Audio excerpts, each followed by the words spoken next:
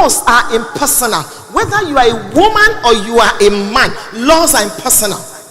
Laws are absolute. There's nothing you can do about it. You jump up, you must come down. That's the law of gravity. Laws are universal. You operate the law in Australia by jumping up, the law of gravity, or in my village here in Nigeria, you must come down. It's the law. So if you want, because the law of gravity says anything up must come down. If you want to fly a plane and you don't want it to come down, so what do? Because the law of gravity cannot be destroyed. You introduce a higher law, the law of pull, the law of weight, the law of thrust. That's why you approach British Airways and say, I want to go to London, England. I don't want to walk. And I don't want to jump, because if I jump, I must come down. But for over 100 years, you have operated this law. Take my money. You actually paid for law to be operated on your behalf. So you jump on the plane. They even give you food. And you think, oh, they are helping me. They are operating laws. The reason why a lot of people are poor, and this is where it starts, is because you are thinking what you don't want. I've not been selling. I don't have anybody to help me. I don't know how to approach for loan. I don't have grant. That's what you've been thinking. And this is the way the laws work. Whatever you focus on must multiply. It's the law. You focus on joy, you will have more. You focus on happiness, you must have more. You focus on poverty, plenty. Get ready for it. So you start poverty eradication as a leader, as a follower, as a man, as a woman, by thinking wealth. For as a man thinketh, by creating it, you create. Genesis 1:1, in the beginning, God created. Stop creating what you don't want. Africa is poor. I'm not among. We're not poor. Nigeria, remember, no. Women are not supporting women. No. That was in the olden days. If you are not supporting women, you are the only one in that class. We moved. We support ourselves now. It's your business if you're not supporting women. That's not the narrative any longer. Wherever you place your attention, the universe sees it as your intention and gives you more of it. I can't access loan. That's why you can't access loan. I don't have anybody to help me. That's the reason.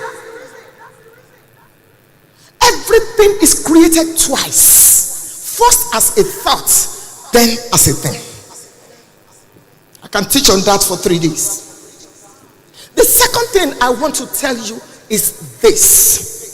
You need 3 kinds of people in your life. 3 kinds of people. Can I have 3 people? You need in your life, if you can run, come on, get here. Whether you're a man or a woman, it doesn't matter. Thank you. 3 people. Just 3, please. The others, there's nothing I want to do with you. Just 3.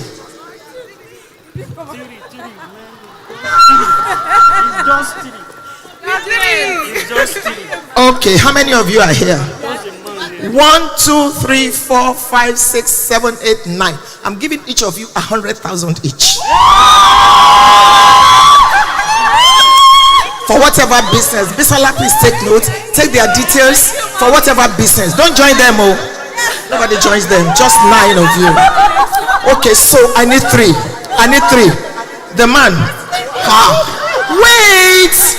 No, I'm giving you what I want to give you. Don't worry. I just want, see, my time is going. I just want to demonstrate. Okay, you stay there. You stay. The 3 of you stay. Man, stay here. Now, you need in your life, just wait wherever you are. You need in your life people that are before you. That's what Bernice was saying. Some of you go on social media and you post a fake life that makes your mentor that should have helped you think that you are his mentor. Look look at me inside a Lamborghini.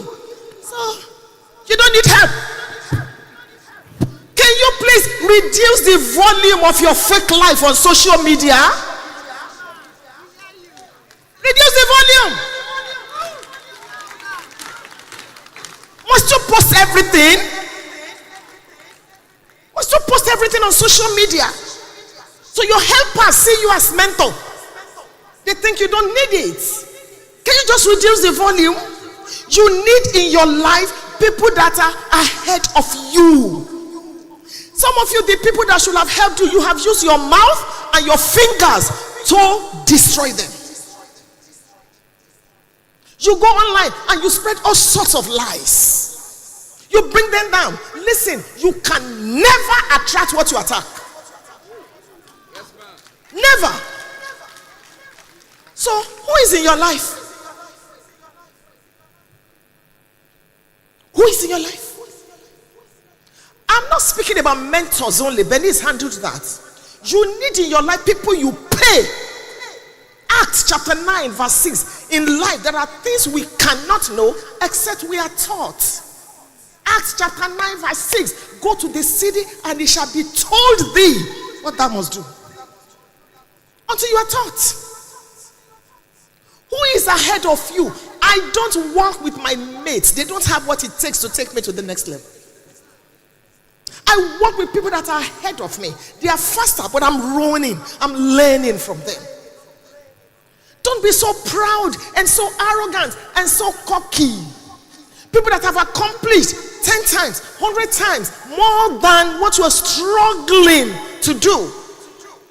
Locate them. And let me pause to say this. Those of you that God has graced, those of you that God has helped, please help others. Help others. Every opportunity you have, help others. There is no woman I meet, whether on the plane or in the sea, that I don't admire. I will tell her she's beautiful. I have witnesses here. Even if you think you are ugly, not before FFA. You're beautiful. You're not a biological error. You're not an accident. You may not have what they have, but you have what they don't have. If God has blessed you, in this kingdom there are no achievers. We only have receivers. Help others. Help someone. Some of you, you are female bosses. You are the most wicked on earth. You shut doors. People cannot access you. You carry your bag along. How will I help you? How are you talking to? Excuse me, come down. What are you carrying that you are beans? What is it that you have that you did not receive? You treat people as if they are nothing. Just because God lifted you. If not for God. And then you treat others as if they are nothing. You forget your own history. You may be faster than people. You may be better. You may speak up greater grammar. But please help people, because you don't know what they can become tomorrow. No matter how busy you are, be patient enough to help others. You need in your life people that are ahead of you, people you honor, people you pay time, you pay attention, you pay money. My first coach, I am 20 years older, but she knew what I did not know. And I said to myself, I want my mates to be scarce. I don't want to die as a woman. I don't want to just be a pastor's wife, and that's all. I don't want to forget this. Those of you that are married here, hear what I'm about to say. I want to shake, not shake, I want to destroy your table.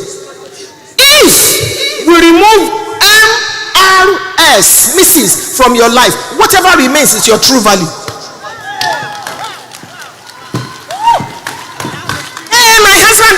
Hey my husband, if the totality of your financial life is dependent on your husband, you are a colossal disgrace. If without your husband you cannot buy anything, you are an embarrassment to us. Have you heard what is called she money? You are wealthy, but you are humble. It doesn't mean you are maltreating your husband. No. It doesn't mean you are silly at home. No. But you see, no man can adequately meet your needs.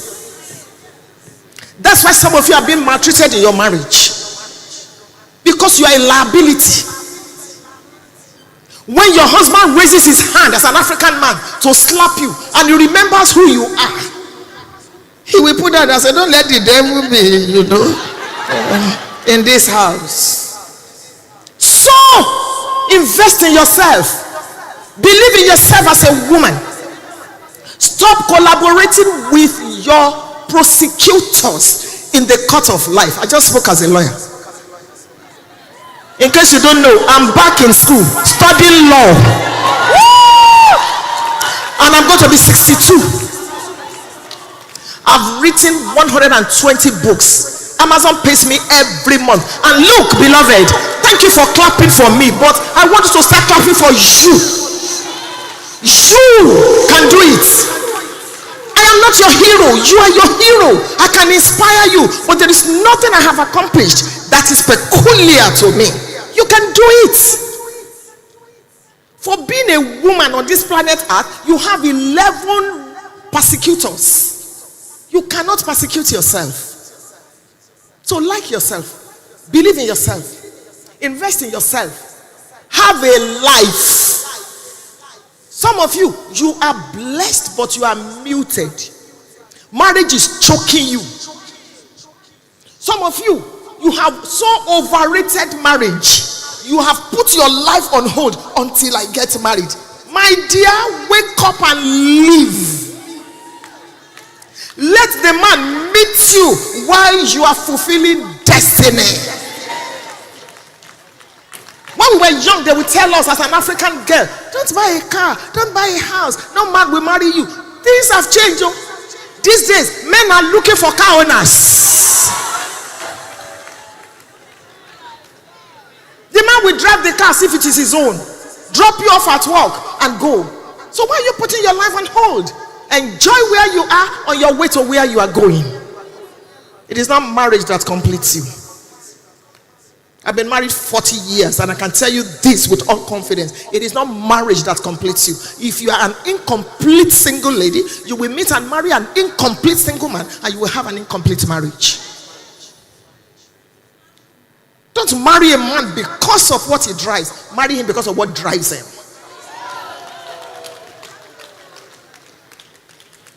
You need in your life someone in your front or people. Number 2, you lead in your life people that are beside you. You need people that are before you. You need people that are beside you. Some of you are surrounded by fire extinguishers. Let me remind you, you smell like the company you keep. Your friend is the prophecy of your future. The word relationship, 2 words, relation, then ship. We're talking about eradication of poverty. But this is how it starts. Relation means connection. Ship means transportation. No relationship leaves you the same. Every relationship transports you somewhere or transports something into you. And some of you are carrying excess luggage. I fly a lot. And there are 2 major things about aviation. Number 1, the plane doesn't wait for you. Even when you are legitimately late. Number 2, they will ask you at the airport, did you pack the bag yourself? Some of you, I need to ask you this question as I wrap up. Did you pack the bag of your life yourself? Who put low self-esteem in your bag? Who put lack of vision in your bag? Who put I cannot do it in your bag? If there's anything I want you to do today, start unpacking. There are numbers you should delete on your phone. There are relationships that have expired. Stop trying to resurrect what God is trying to kill. Stop it. Poverty is not just about money. How you do one thing is how you do everything. I've been poor. I was born into poverty.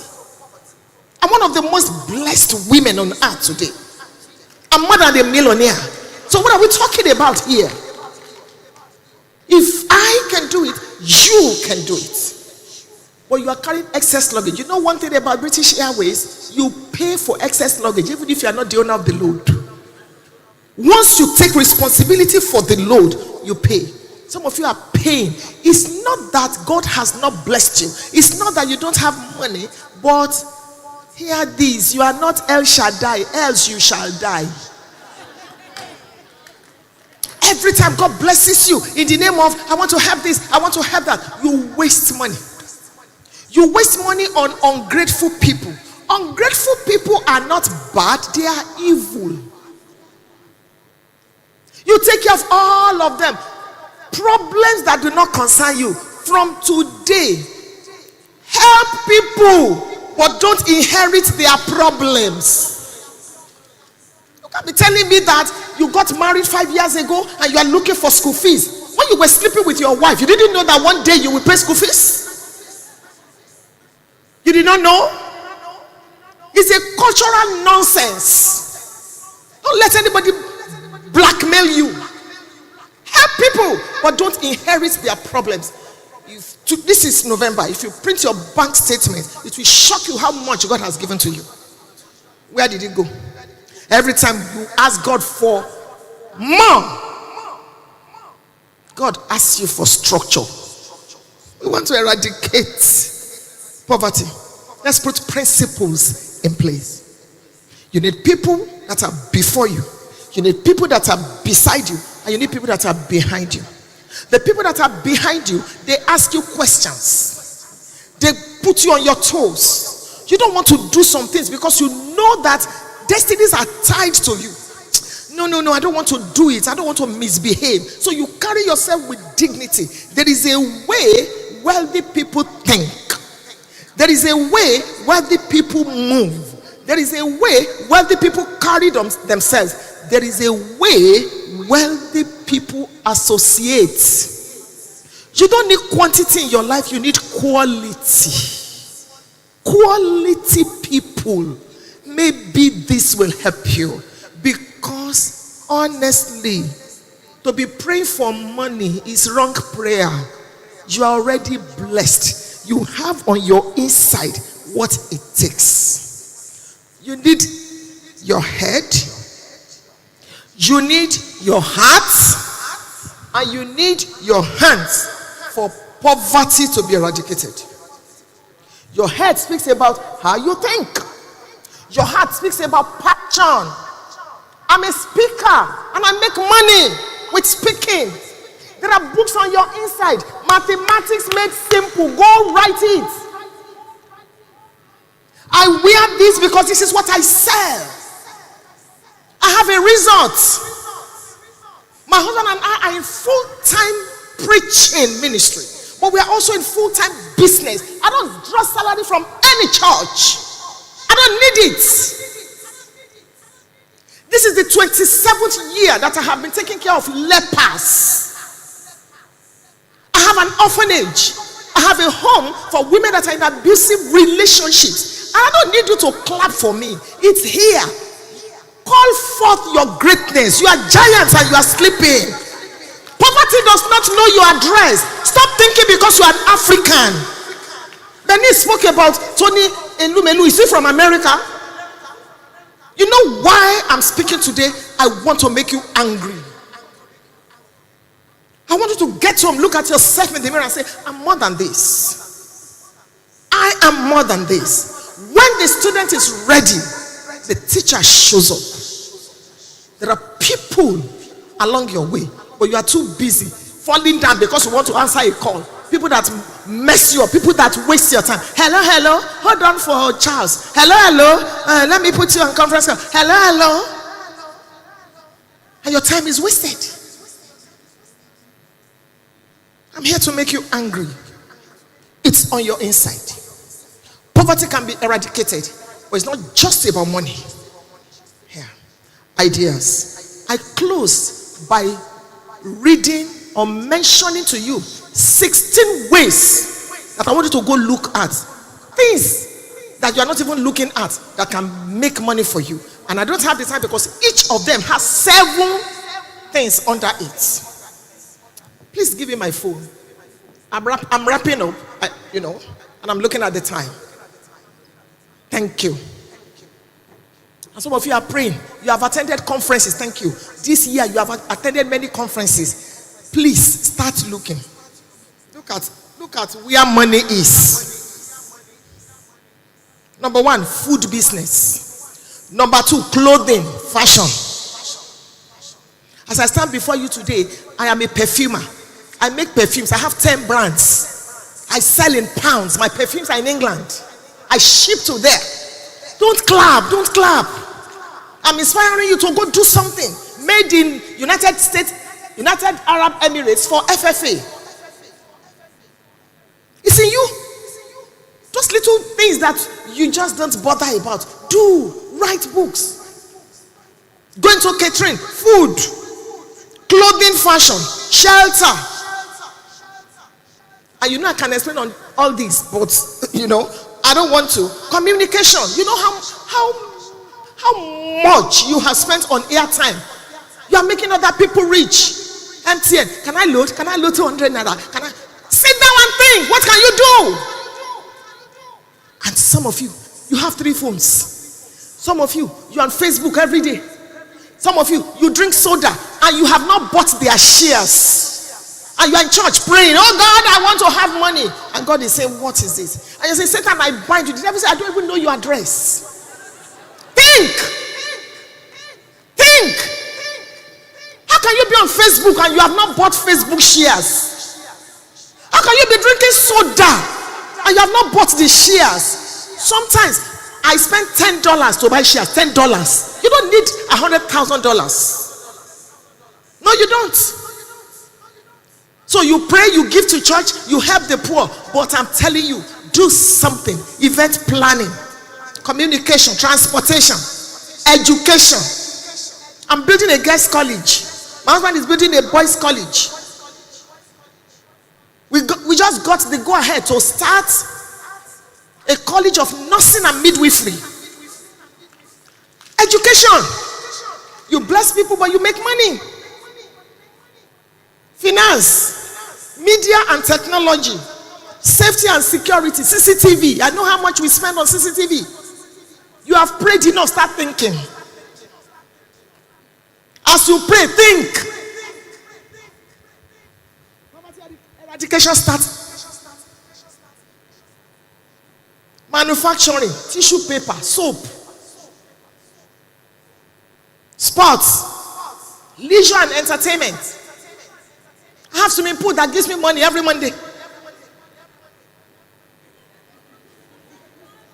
And you don't come there to swim for free. You don't come there and after you have swum, you are now speaking in tongues to me. I will tell you, pay. I put bodyguards there. Make money. I don't want us to come next year and it's still the same. Intellectual property, health and wellness, value system and religion, artificial intelligence. I love you.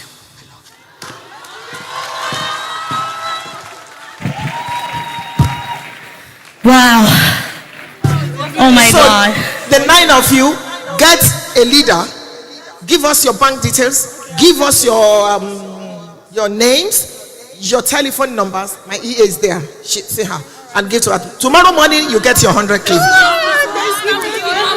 Don't waste that money. It's for your business. Go do something with it. Wonderful. A round of applause for Mama. Please, you're still on stage because we need you for something real quick. So please just Mama, please. I still need you on stage, Mama. Yes, please. Thank you. I still need you on stage. Please, a round of applause for Dr. Funke Felix Adejimo. How did you see that? You fire. But Mama, I have a complaint, Ma, as a daughter. You know me, I always express myself. So I noticed that when you were talking, People came on stage and you gave them 100,000 naira. Mama, look at me. You have your own too. Mama, please still wait. I too love you. Did you guys hear her? She said I have my own too. No. Okay. I just wanted to be sure. Okay, you have 200. Okay, Mama, still wait. No, Mama, please. You have an award to present. I'm so sorry. Thank you, Mama. So, quickly we I'm not doing this for sure. When they get to the top, they will remember this day. People helped me. I'm teaching them a lesson. It's not about you. Somebody must go to bed thanking God for you. When God can trust you, He will make you tap. Thank you so much, Mama. That was very impactful. But I would like Mama to present an award real quick before Mama steps off the stage. So this award is going to Wimbiz. Now, Wimbiz is a very, very big supporter and one of the biggest partners that we have. And Wimbiz is a non-profit organization that is dedicated to promoting and supporting women in leadership roles with a global network of over 2,349 accomplished women. Now, speaking of women supporting or an organization supporting women, Wimbiz is that organization. So, ladies and gentlemen, to receive this award on behalf of Wimbiz, we are pleased to make welcome on stage the Executive Director, Wimbiz, Ombawumi Akingbongbe. Please put your hands together for her. Let's clap for this beautiful lady. She's doing so well, so well, so well. Isn't she beautiful? She is. Thank you for all you do for women. We appreciate you. Many times leaders die before they are appreciated. We want you to know that we truly, truly appreciate you and your team. On behalf of Dr. Sumi, Dr. Joy, and the entire board members of GEF, we say congratulations. A round of applause, ladies and gentlemen. Congratulations to Wimbiz.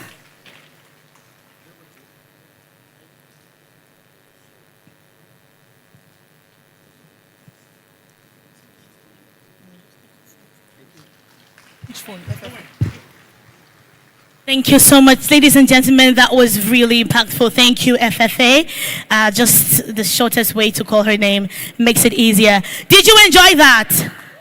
Are you sure? If you did, please, one more time, a resounding round of applause. Thank you so much.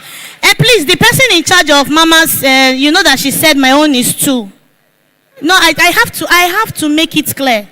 Do you want me to lose my opportunity? Did you hear what Mama was saying? Excuse me, Auntie. Mama said my own is 2. 2 what? $200,000. That wasn't what she said. Yeah. I really heard dollars though. All right, guys. One more time, a round of applause for yourselves. Thank you so much. Okay, so like I said earlier, we're going to try to make this as chop as possible. So right now, I would like to make welcome on stage for a speech, the special advisor on gender to the Women's Congress. Her name is Mrs. Olamide Falano. And Mrs. Olamide Falano will be speaking to us for about 10 minutes.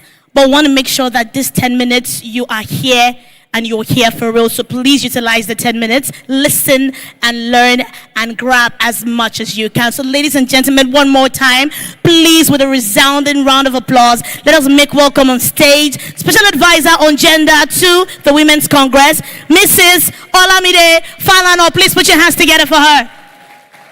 Take your time, oh. No rush, oh. Take it just small. Please put your hands together, make it louder.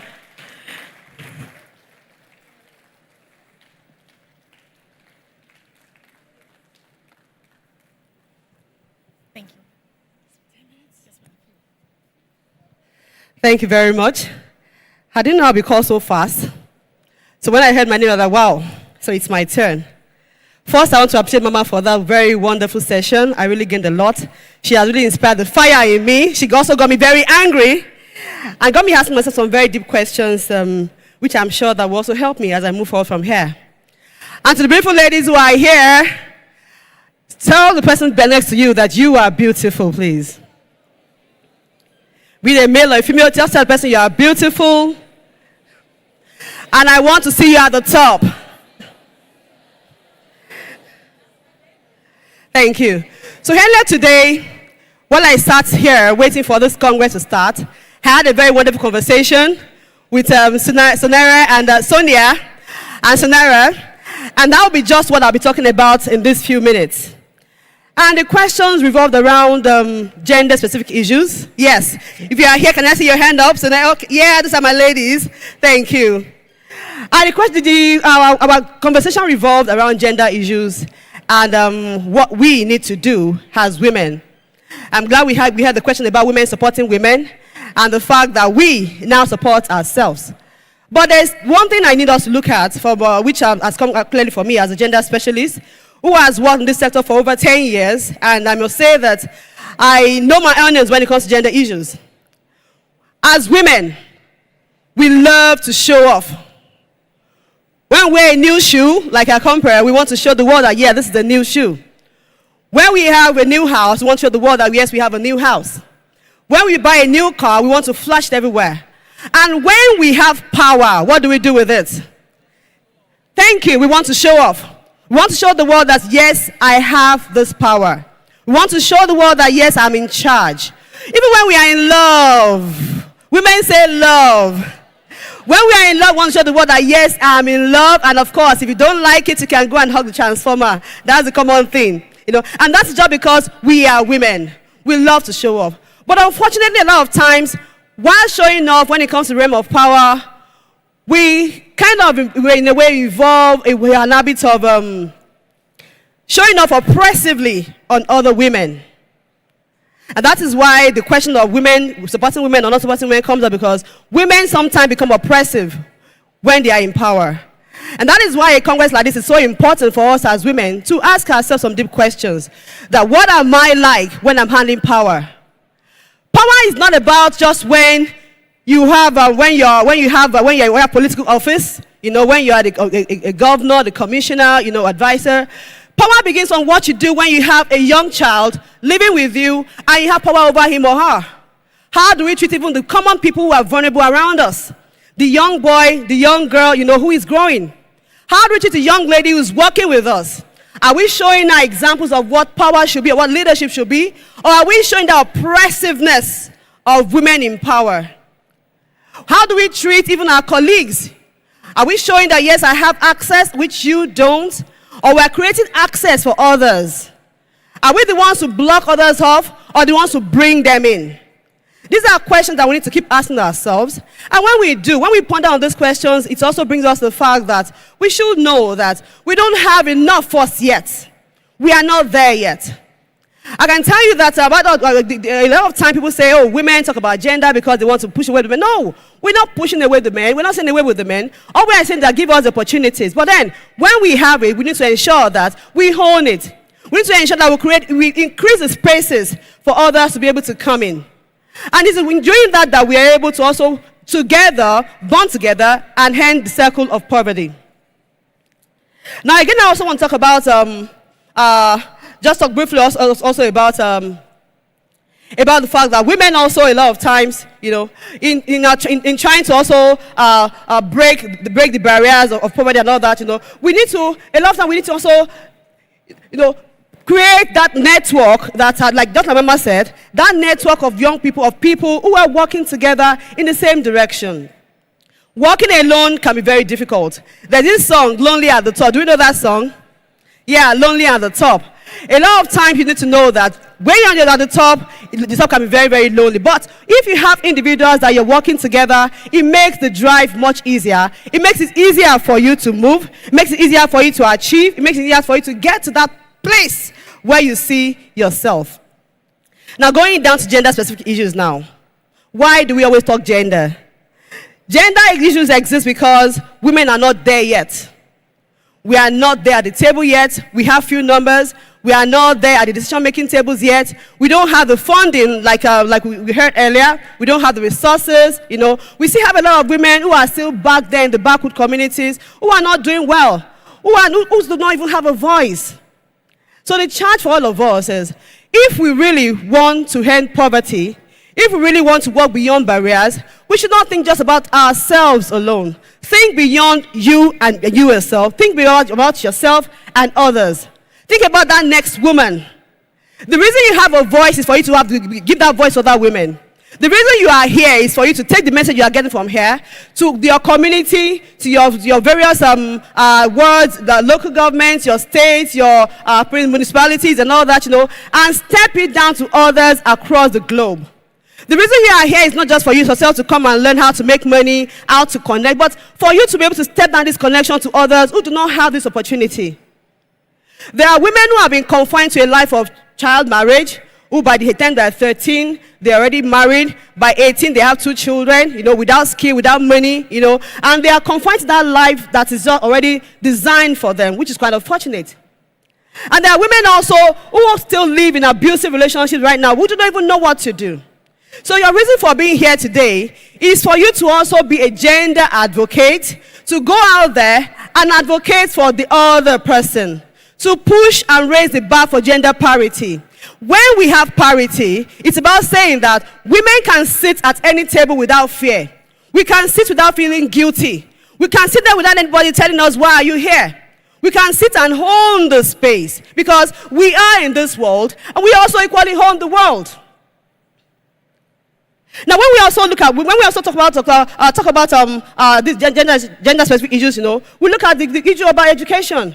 There are so many areas where women are not doing so well yet. In the area of education, yes, well, we are reading, but we still have many communities where young girls do not still have access to education. We have several communities where young girls are still denied. We have so many where, if you have a 4th degree, glory to God. Any other one is beyond your boundaries. And these are things these are barriers that are still there to pull women down and keep us below the bar, keep us below that level where we really ought to be operating. And we need to break these barriers if we are going to end poverty. And of course, we know that women are multipliers. If you give a woman a naira, she multiplies into 1,000. If you give her a seed, she gives you a child. If you give her a seed, she gives you a home, And that is why, give a woman a chance, an opportunity, a little opening, she gives you a whole world that is perfect. And that's why I believe strongly that women are the solution to the problem of the world today. And I also believe strongly that entrepreneurship is the only solution to gender inequality. We have inequality because we don't have our opportunities. But when we have entrepreneurship and we have more women who are entrepreneurs across the world, across the globe, then we can end inequality. Women can say that I have the resources, I want to do this. I want to send my children to school. I want to show that right over my body. I want to determine the number of children I want to have. I want to determine the kind of school I send my children to. I want to determine the way I live my life. I want to determine how I go on vacation and tell myself, yes, I have the money, I'm going on vacation. I don't have to live my life from 9 to 5, from morning to night, every year, in one spot because somebody said, because I can't afford it. We can afford the kind of life we want to live. We can afford to help others. We can afford to give opportunities. And then, of course, like Mama said earlier, even when you even have resources, the man will think twice before abusing you. No man wants to abuse a woman who's empowered. No man will abuse a woman who is empowered. But women who have no voices are the ones who stand the chances of being subsumed, of being abused, who stand the chances of being pushed further down. Now, we all know, like I said earlier, that gender is also about power balance. Who holds the power and what do we do with the power? And for who holds the power also is who holds the money. So when you hold the money, you hold the power. So women, go out there and let us own the money. But when we have the money, we own the world. But when we own the world, of course, we are not owning the world to push away the men or, we are only owning the world so that we can make the world a better place. We can make better informed decisions. We can support our fellow sisters better. And keep in mind that, I'll give an example of Nigeria. I always say this, that in a part of the country, we have issues of let me say insurgency, Boko Haram and all that, because we have so many children who are there without anyone to care for them. I'll give you a quick analogy.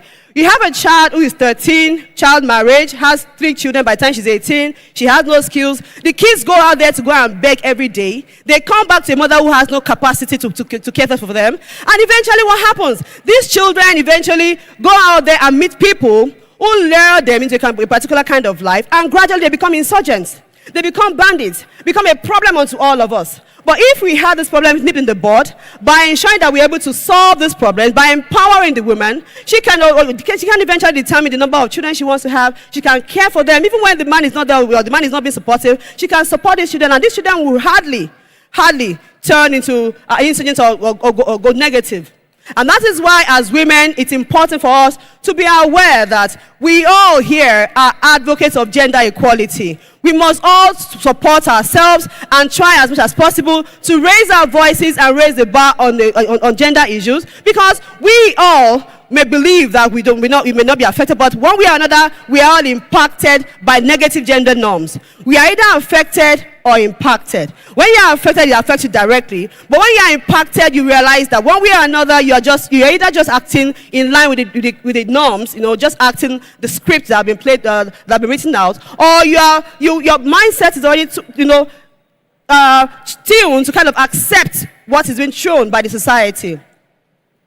Now, on the final note, I'm trying to just keep much in line with my time. On a final note, like I said, my charge again also is that as women as well, it's important for us to know that no matter where you find ourselves, we can, at one time or another, face issues of gender-based violence. I could recall some time ago, I, in government, was faced a round of sexual harassment, and I had to take action and all that. But oftentimes, when we are faced with issues of GBV, we keep quiet about it. We want to douse the issues, we want to keep silent, we want to let it just go away, and forget the fact that our silence empowers the culprit. Our silence often always empowers the abusers. Now, this is important because tomorrow is the International Day Against Gender-Based Violence, and we'll begin the activities against GBV, which runs till 10th of December. And of course, we know that one way or another, women oftentimes are either affected or impacted by GBV. So the call to all of us out here is, wherever you find yourselves, please be that voice towards ending gender-based violence wherever it is. GBV has many forms, has many expressions. It could be verbal, it could be psychological, it could be financial. When a man decides doesn't want to give his wife money, it is financial. When somebody decides that they want to talk down on another one, it is psychological. When it gets to the level of using brute force on another one, it is physical. This could be between intimate partners, from a husband to a wife, a boyfriend to a girlfriend. Could be between neighbors. Could be anywhere. And anybody can be a victim. If someone could have tried to abuse me, as vocal, as loud-mouthed as I am, as tall as I think I am, how much more others who may not have the opportunity, who may not have the voice, who may not have the space. And that is why it's important for all of us to be that voice to the next woman. And when we are the voice, please, we must encourage our women to always speak out against GBV. Speak out against gender-based violence. And knowing fully well that when a woman is abused, even our business doesn't do well. A woman who is abused, we don't even see the joy in their business endeavor. She becomes discouraged. She wants to just lie low and let the thing just go away. And in doing that, she loses opportunities, she loses resources, she loses the essence of being herself, she loses even much more, she loses her money, she may even lose her life. So we must encourage our women to always speak out against GBV. And of course, always take action. The problem is not about speaking out alone, but about taking action. A lot of time come across women who want to speak out, but they don't want to act. They want God to take action. God will act, but he won't act immediately. And before God will act, the person who is the abuser would have done even much more to other women around you. So, rather than waiting for God to act in maybe 10 years' time in the future, when you would have grown old and gray, please always ensure that not only speaking out, but speak out and take action. When we take action, it doesn't mean that we are wicked. It doesn't mean that we don't know God. It doesn't mean that we are not being feminine. But it means that we know our onions. We have our self-worth. We know our value as women. We know what we are bringing to the table. We know we are taxpayers. We know we deserve the very best that the world has got to give us. And of course, we know that in all of this, we cannot stand being pressed down, intimidated, or subdued by anybody because we are women. Finally, when we spell the word woman, how do we all spell it? Can we all spell the word woman? W-O-M-A-N, which means that if you remove the W and O, we still have the what? M-A-N.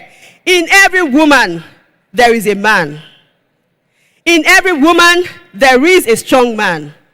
In everyone, there's a strong woman, there's a strong man who wants to come out and rule the world, who wants to come out and take possession of whatever belongs to her, who wants to come out, and do exploits. And please, I want to encourage all of us from this program, from this Global Entrepreneurship Festival, let us all bring out the woman in us, bring out the man in us, and go out there and do what? Rule the world. Thank you very much for having me here. God bless you all. Thank you very much. That was also very powerful. Thank you so much. We appreciate you. This is. I think it's giving us everything we want it to give. For those of you who are social media, when something is not working, you will say it's not giving. Is this giving? Is it over giving? Is it giving? What is it giving? Oh my goodness! Just put your hands together for yourselves. All right, please, if we would take a moment and focus on the screen, we would like to just quickly play our partner's video, and after that, we'll be having our panel session as quickly as possible. So please, if you please display the video on the screen, thank you very much.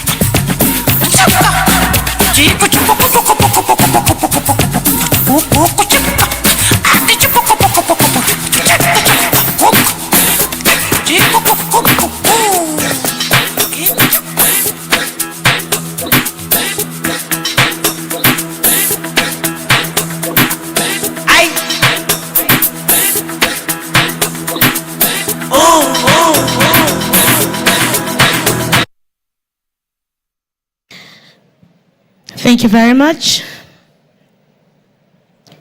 Please, a round of applause for our partners. Without these people, we would not be able to achieve this feat. Please make it loud. These are our biggest supporters. We love you. We appreciate you. Thank you for your support. We really, really appreciate it. Thank you so much. All right, now we're going to go quickly into our panel session. I would like to quickly reel out the names of our panelists. As I call you out, please make your way to the stage as quickly as you can. We have to do this as quickly as we can because we are pressed for time. And for this panel, we have 50 minutes, and it has to end at 50 minutes on the dot. So please try and come on stage as quickly as possible. Now, for our first panelist, we have Omowumi Akingbowumbe. Please, a round of applause as I mentioned your names. She is the Executive Director of WIMBIZ. Make it loud. Women supporting women. Men supporting women. Make it loud. Thank you so much. The next panelist is Nancy Taye Aragbaye. She's a global strategist and leadership consultant. She'll be up in a minute. We also have Albert Deborah Ann. A round of applause, please. She's the founder Young Women Code. Albert Deborah Ann. And we have Mirabelle Miriam Goldwyn. She's the founder Blossomed Life LLC. Please, a round of applause for this very astonishing, amazing women. And also we have Dr. Remy Douile. Dr. Remy Douile, please, a round of applause for Dr. Remy Douile.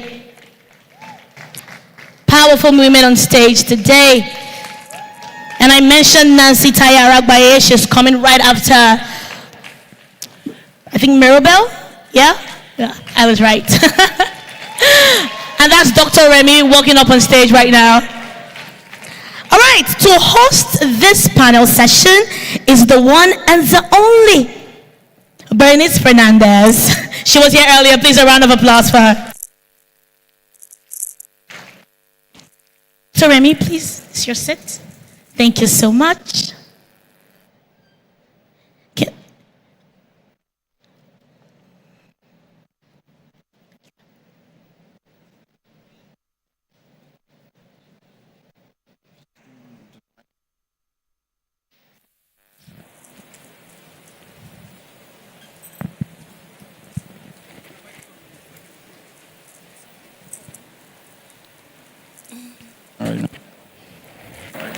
Hello? Okay. Well, welcome everyone to our panel session. So today's session this afternoon, the topic is going to be women leading change through mentorship, sponsorship, and networking. And here we have on the panel incredible women who are leading that change, who are mentoring, who are sponsoring, who are supporting women worldwide in their areas. And so because we are short on time, we're going to go really quick through the questions.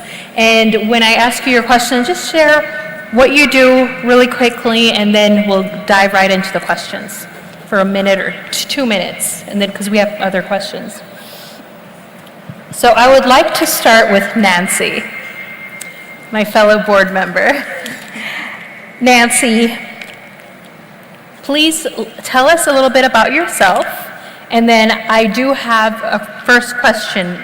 We're going direct into it. How can women in leadership roles strategically leverage their networks to empower and sponsor other women? And I know you have a women's network already. I've been a part of that network, and I know I see your work, but please share with us the practical tools that you are doing so that we can learn from you. No. Can we get someone to help her mic? Or we can get the microphone.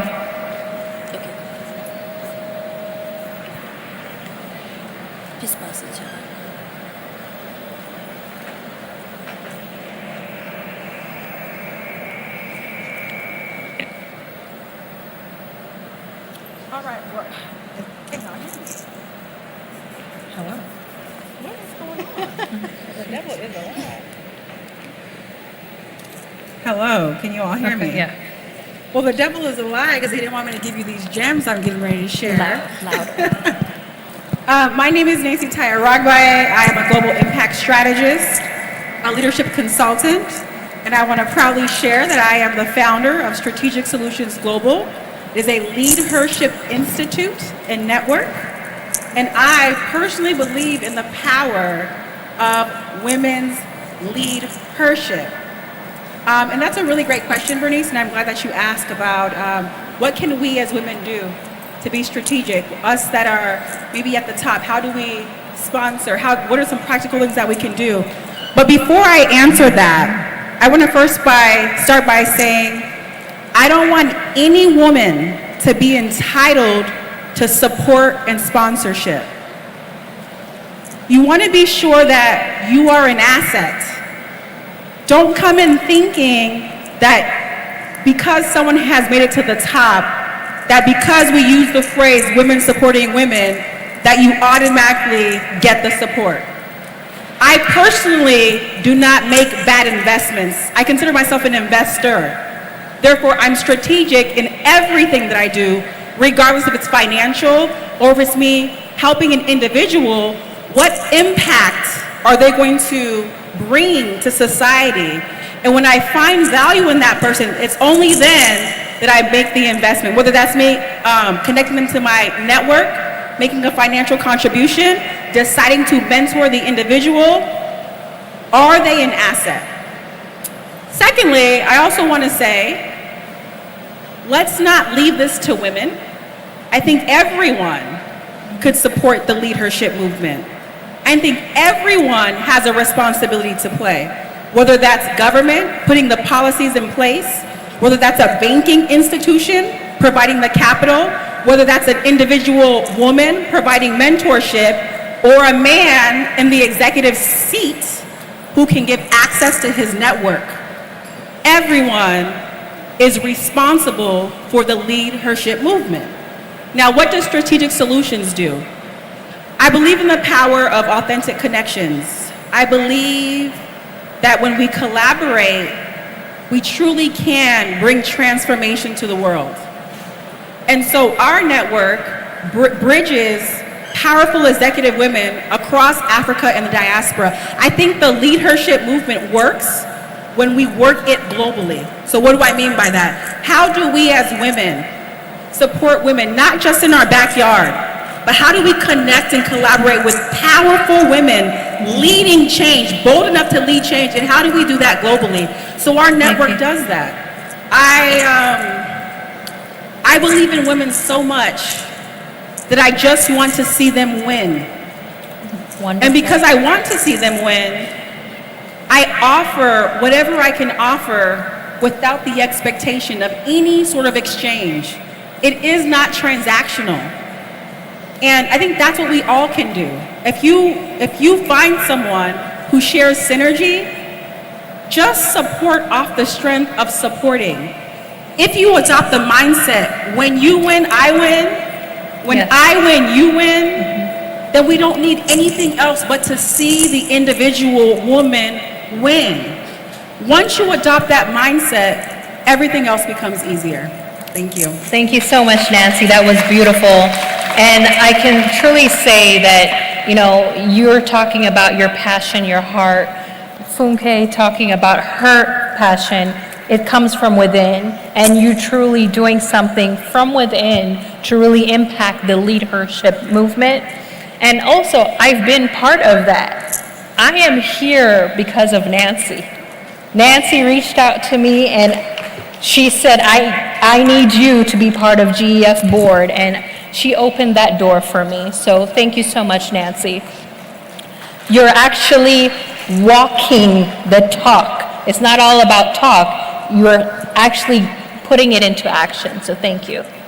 Mary Bell, coming all the way from the United States, first time to Africa. Happy to be here.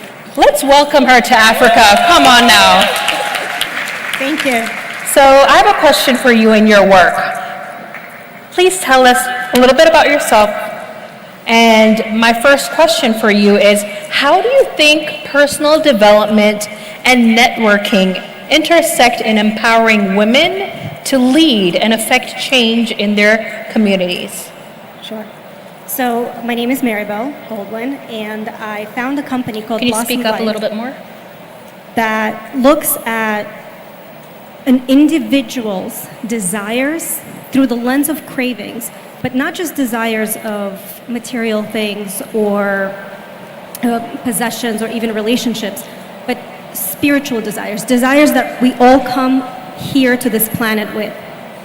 And by way of various pitfalls and misdirections, I was able to discover that cravings, our cravings that we sometimes neglect or are told to push away or just discard, are actually valuable pieces of information that tell us where we need to go in life.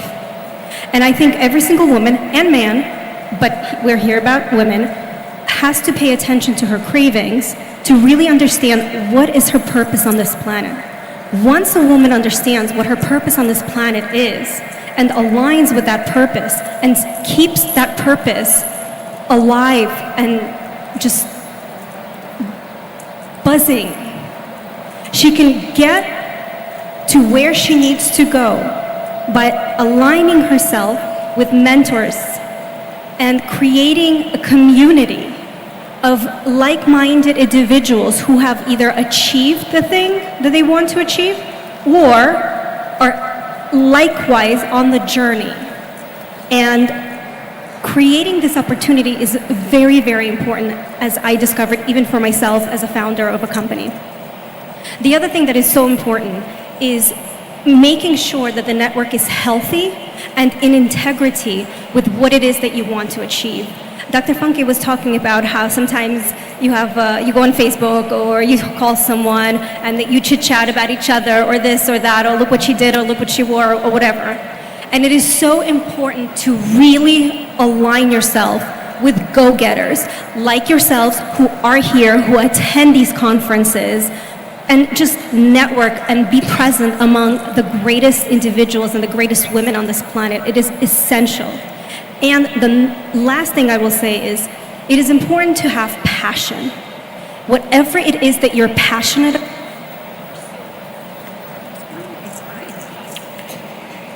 Can we get some help with the mic? Can you speak? Hello? Yes. Okay, yes. So whatever it is that you're passionate about, pursue it.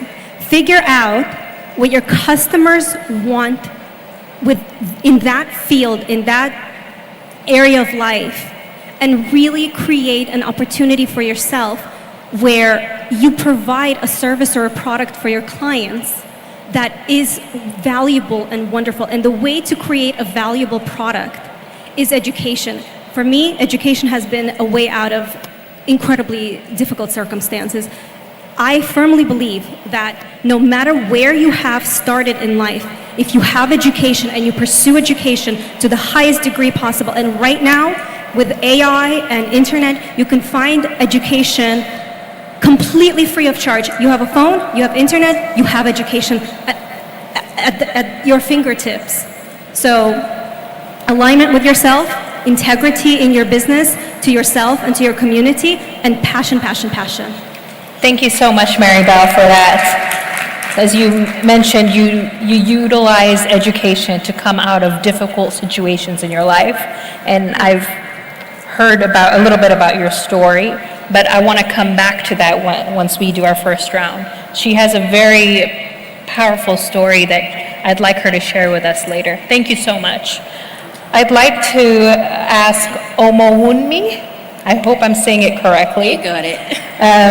Please tell us a little bit about yourself, and how does WIMBIZ ensure that mentorship programs address unique challenges faced by women in leadership and in entrepreneurship? You have a wide network of global women, so what specific programs? We want to know the type of programs that you are executing that is really making an impact, because we can't serve the entire world.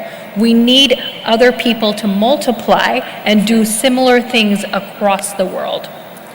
Thank you very much. I'd say good afternoon again, everyone.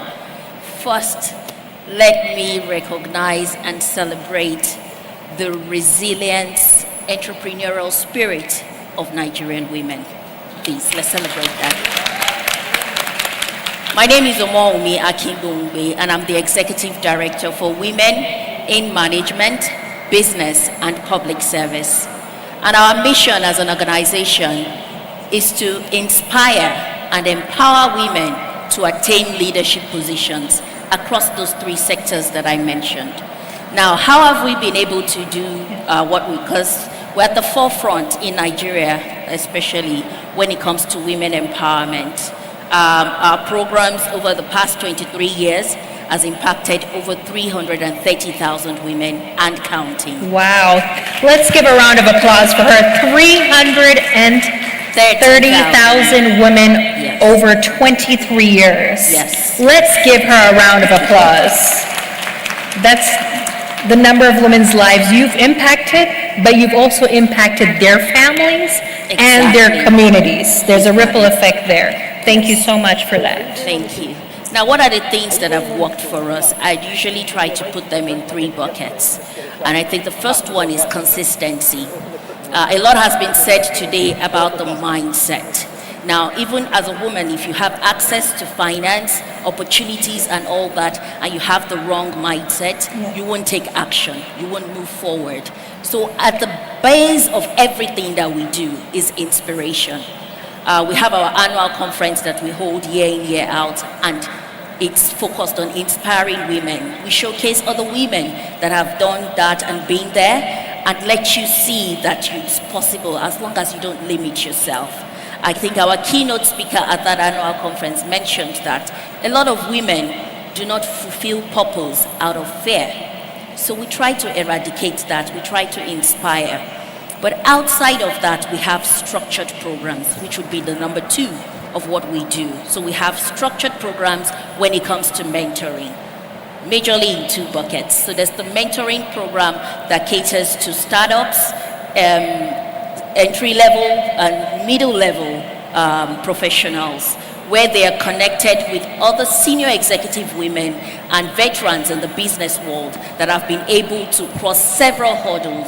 And this is very, very intense, because it's one-on-one, similar to the kind of mentoring program that you mentioned. So you're paired, you even have the opportunity to choose if there's someone out there, maybe like FFL, for instance, you've been wanting to be paired with someone like that. In the application process, you put that, your wish list of the kind of people that, because beyond telling people, get a mentor, sometimes there's the limitation of how to connect with people of like minds that you're looking at. So we try to break that bit.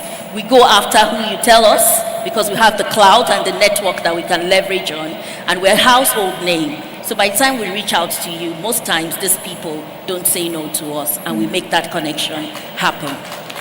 That's amazing.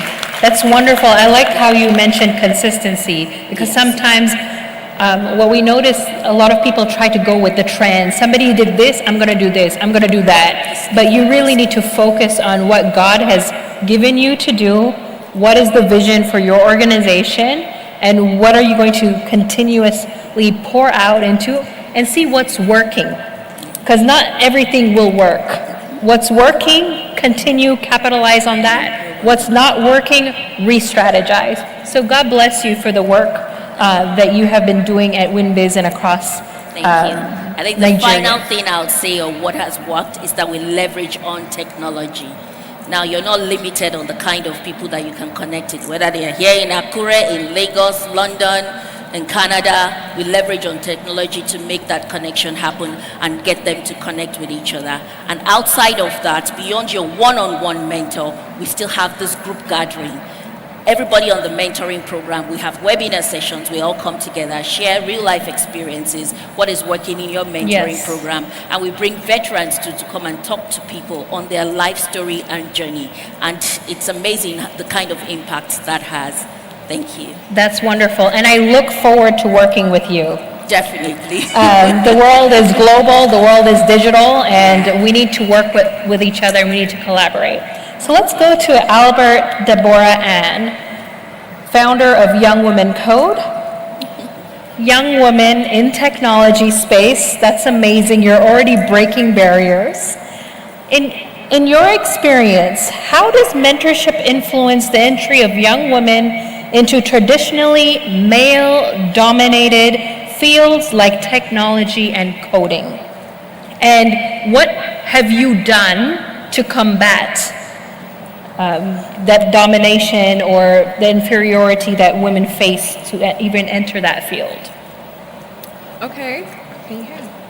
Okay. Hi everyone, I'm Deborah Ann Albert, and I'm the Executive Director and founder of Young Women Code. So basically, Young Women Code, we sponsor females' careers in technology, all from courses that they want to take until they get a job, or they want to start their tech startup, we get them investment ready to, get them money and everything. Young Women Code, so far, we have helped women, especially young girls. We are very particular on the age thing. So we're not just like helping young adult women, we're also going into like the younger generation of women. We've worked with brands like Google, Oracle, Microsoft, and we've taken these different girls to their offices to see what the day-to-day operation is like. And we've given them the first-hand experience on these women that are doing big things in the tech industry. And I was in one of the excursions that we did to Oracle, the woman there, she said, yeah, like put me on. I want to be a mentor. I love exactly what you guys are doing and everything. And one of the young girls that was there, apparently she wasn't a tech enthusiast. And by the end of the event, she was like, oh my God, I cannot believe tech is this exciting. And that's something that like we are so particular about. You don't have to, yes, our name is Young Women Code. You don't have to be on about coding because we're like tech aids, whatever you're doing. If you're in finance, if you're in catering or anything, tech is for your aid. It's not to replace you or anything. So mentorship to me is very, very important. And this is why I got into the tech industry when I was 13. And I started coding, I started getting gigs, but I did not know any woman that was in the tech industry. Like the lack of representation of women in the tech industry was very, very prominent. And when I had like 4 years till I was 17, and then I said, I'm going to start an NGO. I'm going to get all the big sisters in tech. I'm going to get them on the NGO, and we're going to mentor women that have been in this exact same spot. Whether you're transitioning into technology, whether you're just the upcoming entrepreneur, whether you're a high school student that your parents are forcing you to do what you don't want to do, we want to be there for you, and mentorship is very, very, very key to us. So in my opinion, mentorship has helped. One thing that I would say is that like mentorship is the person that mentors you is you're going to have like different parts of that person. You're not going to, just be there. You're not going to make this whole big tech. You're not going to wave through the tech industry on your own. If you have a mentor, if you have different mentors, you're going to have parts and parts of them, and that's who you're going to be when you get to the top. That's wonderful. Yeah. Thank you so much for the impact, especially in a field that is so difficult to get in as women. And I'm sure there are women seated here that want to get into tech, that love coding, they want to become engineers, they want to get into different fields in tech, and they want to know, how can I be a part of that? How can I be a mentor? So can you quickly say in a minute, how can they join and learn? How many of you want to get into technology? You already have people here. So please share real quick.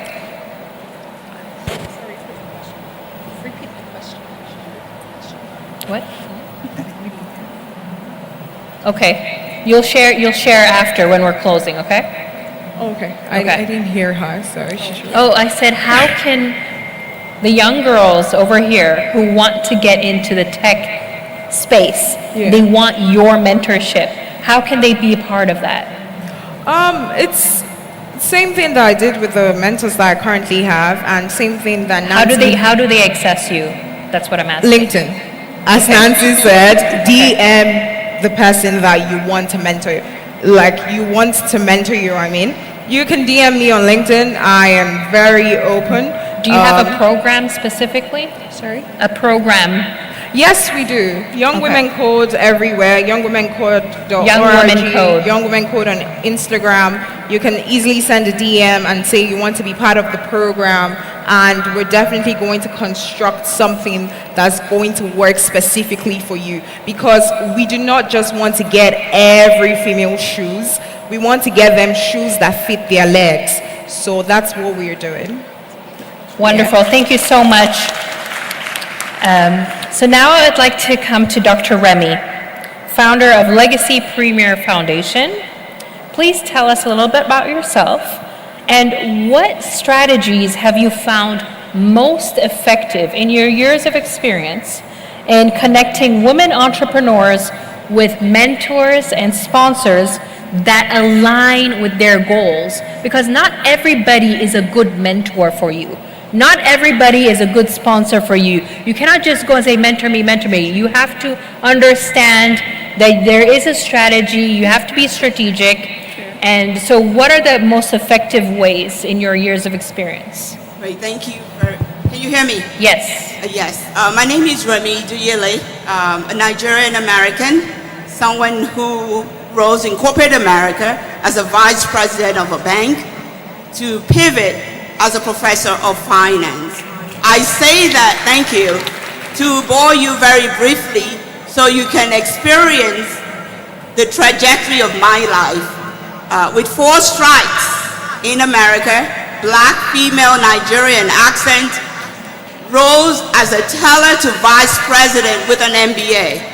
Saying all of this is to inspire some of you in the audience. Some of you are my mentees from way back when I served in Ondo State. Some of you walked up to me and reminded me of the days that I spoke to you. Remy is still the same. There's something very important in all that we do. Mentorship has taken a different approach altogether. There's something I call reverse mentorship. Mentorship is not just what you give or what you get. It's a two-way street. And I think what the moderator asked me is very profound. I can spend all day to explain it, but I know the time is very short. Mentorship requires you to understand what do you need. And you're not going to have one mentor for everything. It's not a one-size-fits-all. It's not a one-size-fits-all because you're going to first see, does the chemistry work? Does it connect?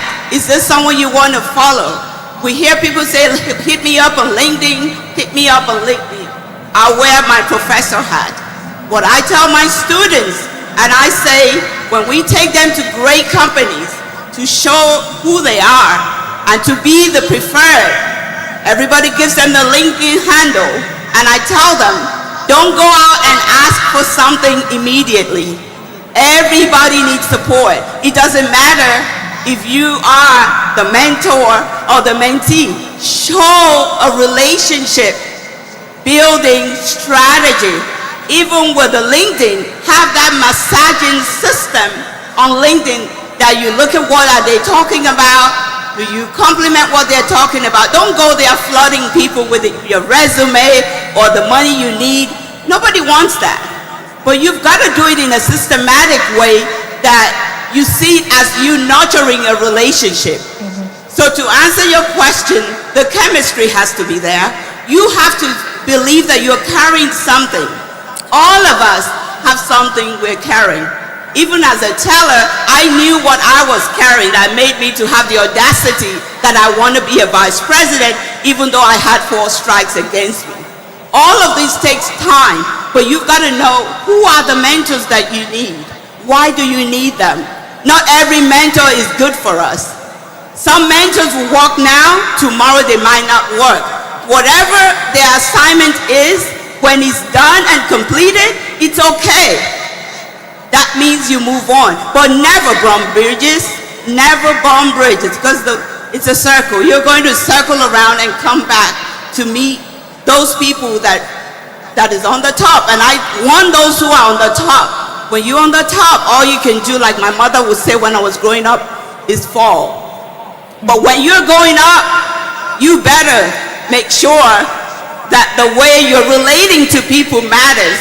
So that forever, if there's a need to fall, that it will be a Humpty Dumpty. Nobody will want you to fall. They'll be rocking you. So for everyone in here, there's a need for something. Know that you've earned the right to be in this great room. And make sure that every relationship, every connection that you've made this past 3 days, that you nurture it. You water it. You let it germinate. You do not stay in a hurry. So the strategy I'm telling you that I have seen work over and over for me is intentional relationship building. Having that strategic service heart, giving back. Don't go and want something. What can you serve? What is that in your hand that is free that you can give versus what you are going to get? When you do that, you're going to have nothing but the best mentors who are going to get you somewhere. And you yourself will be the best mentor, which now will become a mentor, a mentee that can be sponsored. Because we're taking mentorship to another level. That's what my company does. We're taking it to the level of sponsorship. Who is that at the table mentioning your name? I'm a woman of faith. We know Jesus is doing it for us who have faith up Amen. there. But who is in that boardroom mentioning your name when that opportunity arises? You better have someone. So for us mentors, we got to do a better job bringing in experiential learning and ensuring that all these young leaders who are trying to rise, they do have a way to land somewhere that will get them their first opportunity, their second opportunity, that will get them to be unstopped. That is the strategy I've used. It has never failed. Pivoting from corporate America to academia in the United States. It's been the same formula, and it never fails. Thank you. Wonderful. Thank you so much for that inspiring life journey and the work that you're doing to give back. You just sparked a memory for me, and I think I'll share it, of mentorship. So I was mentored by the vice president of Wells Fargo Bank, and once I was mentored by her, I had written down a specific goal. Once I graduate with my degree, I'm going to become a banker, and I'm going to work at Wells Fargo Bank. And so I had applied for over 100 jobs because as an international, it's so hard to get a job. And I went for the interview. I put down my mentor's name. In my application, I put her down as this is how I know about the bank. In that interview, my boss asked me, how do you know her? She was the vice president. And I said, she's my mentor.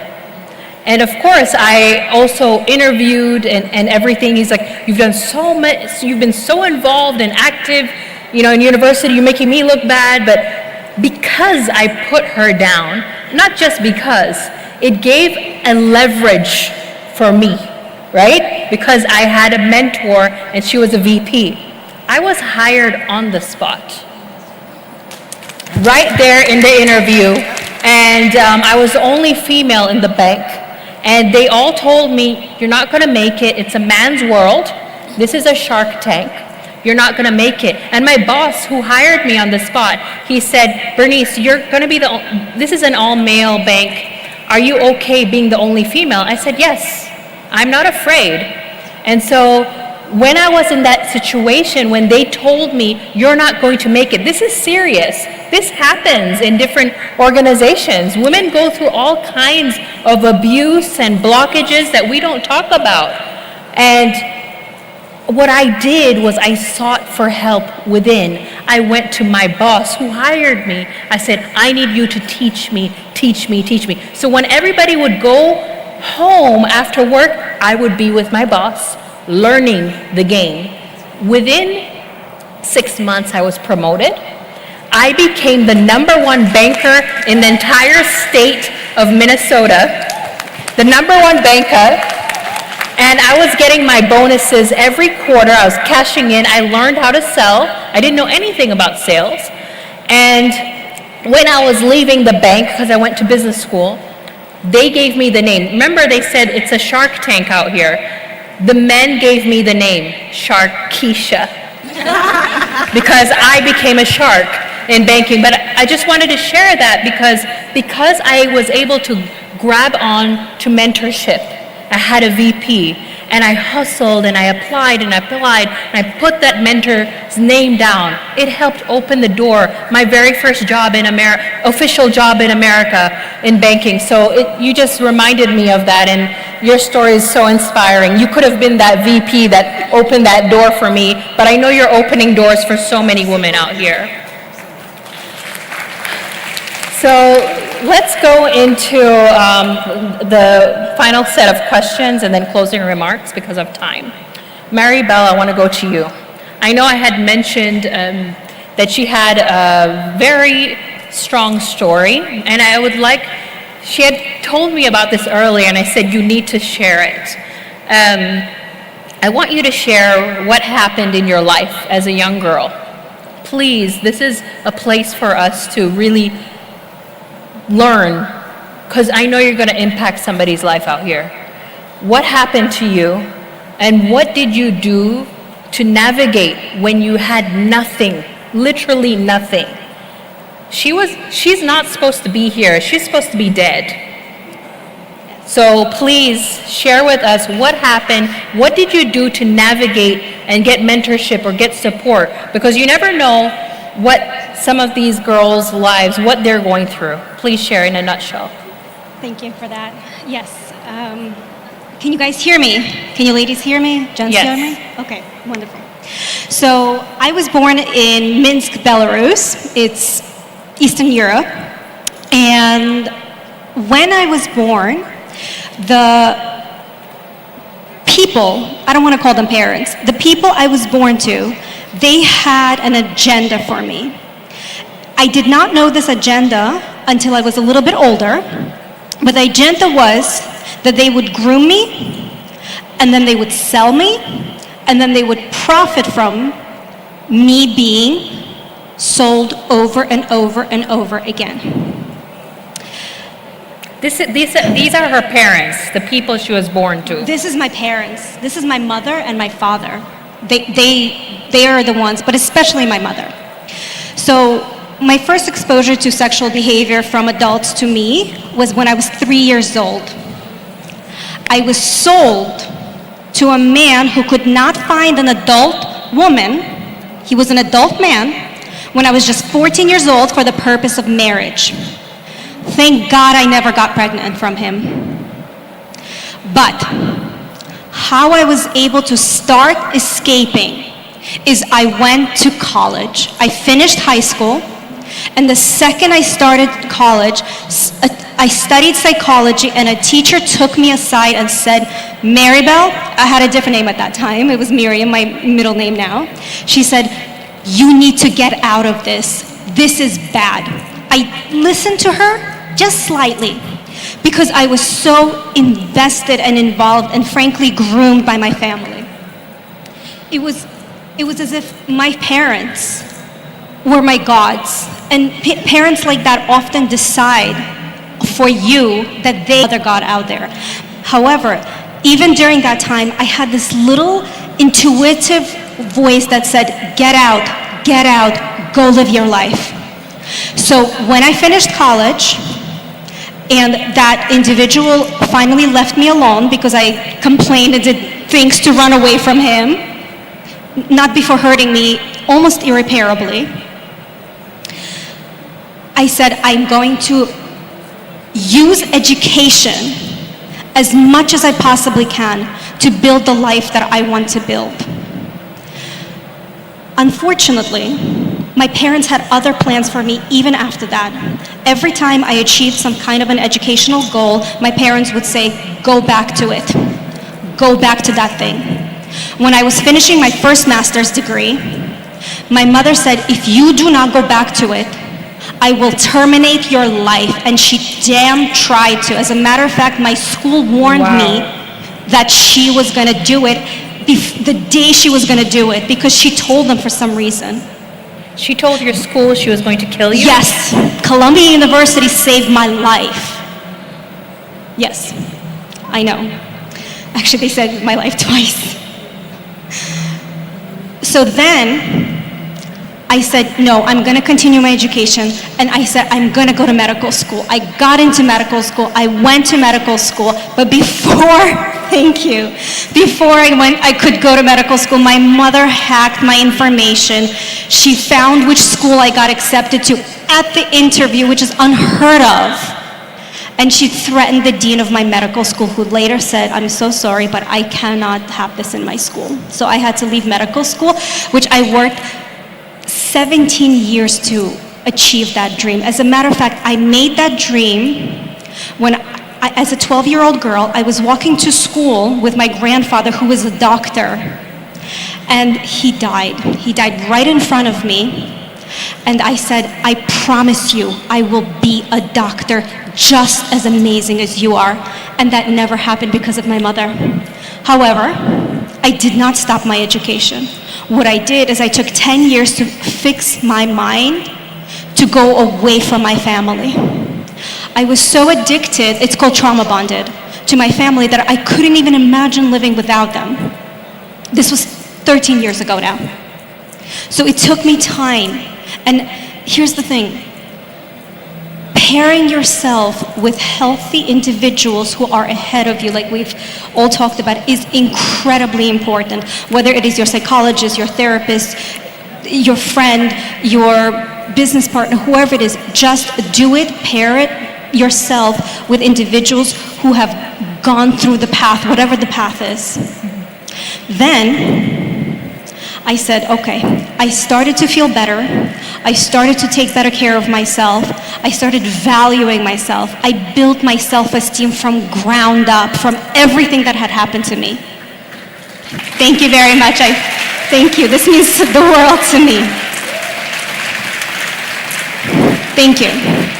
Many times the men that I was around would say to me, keep your mouth shut. No one has any interest in what you have to say. I wish they would see me right now. Yes, girl, yes, yes. So then I went back to doing what I am so passionate about. That's why I talked about passion. And teaching individuals how to take care of themselves through nutrition and mental health care. And then I built a company that focuses on not just nutrition, but that craving within us that we all have to be able to understand what it is that we actually want in life. When we understand our cravings and we ask ourselves the question, what else do I want when I'm experiencing this craving? The thing that comes intuitively is your life's path, or it is at least part of your life's path. And so I continued building my company. I went back for my second master's, which I'm finishing right now. Amazing. And you guys can help me finish it. Girl. Once we're done with this panel, a QR code will scan for a survey about your cravings. Please fill it out and help me create more information and more knowledge and more scholarship in this area. And please, please, don't let them stop you, no matter what. My parents tried to stop me, my families, everyone tried to stop me, my friends, my boyfriends, whatever. What I did, I sometimes literally had to claw my way out of horrible situations, physically claw my way out of doors, wooden doors, to get out, get my stuff, and go back to school. And now I'm here with you. Wow, let's give a round of applause because she is a sexual assault, sexual abuse survivor. From childhood. From childhood. From childhood, from 3 years old. 3 years old. That's deep. Yes. What you've gone through, like nobody would even wonder how you're standing, you know, how you're smiling, how much love you have. Because I want to make a difference for every single individual that I come across with, because I know recovery is possible, I know education is possible, and I know an amazing life is possible for every single one of us, no matter where we come from. Yes, girl. You know, and it just, your story just moves me because you had your own parents sell you. Yes. That means your parents are supposed to love you and tell you how amazing you're going to be, but the only parents that gave you life, they sold you for money. Yes. So they completely shattered your worth, your self-esteem, who you are as an individual and your purpose on this earth. But somehow through mentorship, through therapy, through that hunger, you fought for yourself. You fought. You knew there was something greater in you. So that's wonderful. That's wonderful. I have a quick announcement, emergency. Please, kindly, all of you who have parked on the concert grounds, please remove your cars immediately because they're setting up for the concert. So anyone who has parked in the concert grounds, I do have to wrap up with you, but I know she has an incredible story. And those of you who have gone through what she's gone through, she's here with an open heart. She flew all the way to Nigeria, has never been to Africa, and said yes. 2 weeks ago, she was asked by Dustin, do you want to come? And she said yes, because she has turned her pain into purpose. We all have pain that we've gone through, and we're allowing God to use that for purpose. So thank you so much, Maribel, and I'm so sorry for what you went through, but I know you've come out stronger, and you're going to help and touch a lot of women's lives on this earth. And we just pray for no more spiritual attacks upon you. Thank you. So let's, as we wrap up, I'd like to go down with to the panel. Just a quick closing remark. Nancy, what do you say to the young girl, the young women over here? They are scared. They see amazing women up on stage who have a lot of accolades and they have achieved so much. How can they boldly approach somebody and how do they overcome that fear, overcome the barriers to just approach and feel worthy? You know, sometimes we doubt ourselves and say, hey, I'd love your mentorship. I'd love to learn more. I'd love your guidance. What do you say to that young girl sitting here in this audience? So, can you all hear me? Can you all hear me? Okay. So, I used to be a teacher, for those who don't know, and I like to leave you with practical things that you can implement immediately, like today. So I'll share a framework that was downloaded by the Holy Spirit, and I love talking about it because it's so powerful. And I'll have a book coming out in March, actually, that will go deep into what I'm getting ready to share. So, I love the Lord.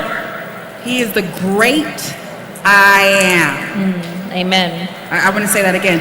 He is the great I am. And what he shared with me was that we're fortunate enough that he's given every single individual a piece of him is inside of us. So we all are operating.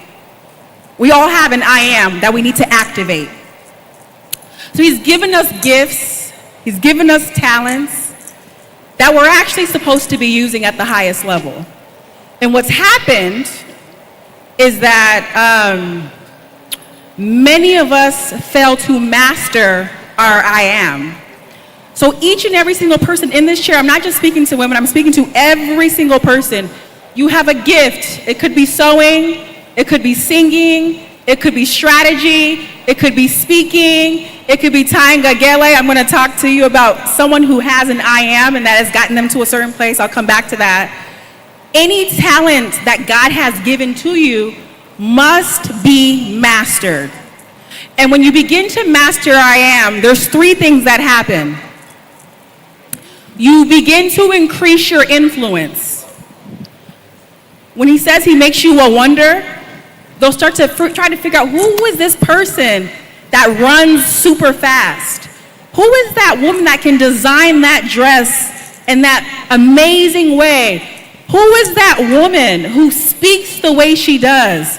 You begin to build your influence simply by walking in your I am, simply by mastering the gift and the talent that the Lord has blessed you with. You need to master yourself. The second thing that will begin to happen is that you begin to accelerate your impact. So many of us are hoarding our gifts and our talents to ourselves. There's a woman, she sews for me in Atlanta, and I'm like, girl, what are you doing? She'll make outfits for herself. She's cute, cutesy. She's sewing for herself. I'm like, girl, like, what are you doing? So now she's sewing for me. So now she sews for herself and she sews for me.